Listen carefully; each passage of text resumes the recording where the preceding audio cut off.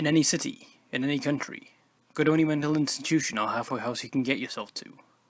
When you reach the front desk, ask with no hesitation to visit someone who calls himself the Holder of Darkness. The worker will mock you, but you have to stay as calm as possible. Keep asking him until he stops denying and withdraws from his counter to guide you through the corridors.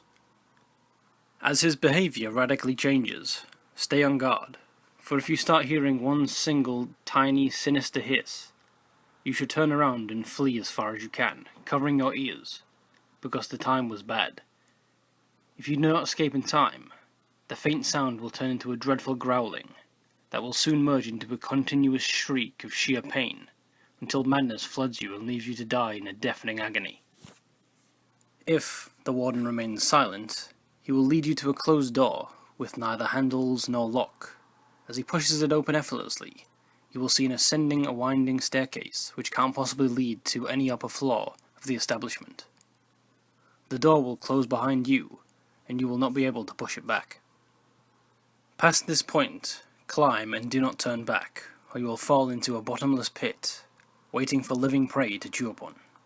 Do not count the steps, for knowing how many there are will drive you to insanity. One will then creak. At that point you should stop.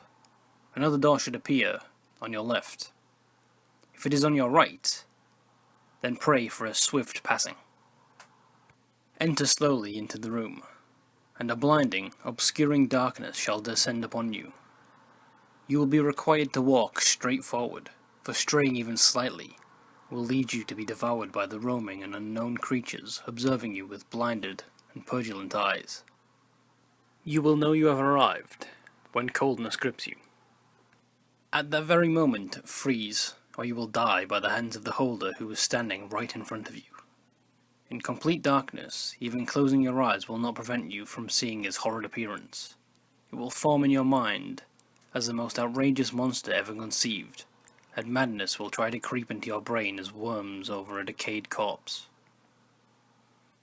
His fulminating breath and constant mumbling will be enough to make you cry, but be advised not to utter anything louder than a weeping, for you might wake what must not be awakened.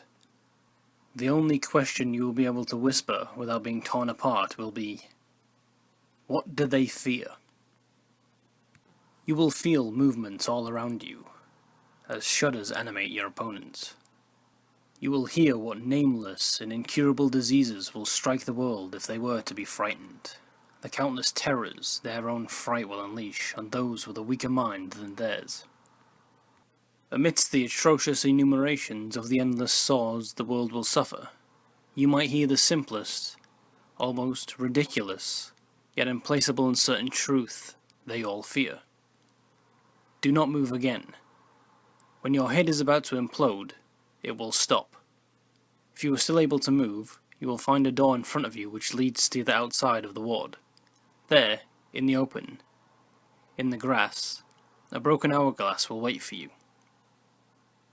You are free to pick it up. It is object 13 of 538. Your knowledge of their fears is up for you to share, but you may not want to use it as a weapon against them.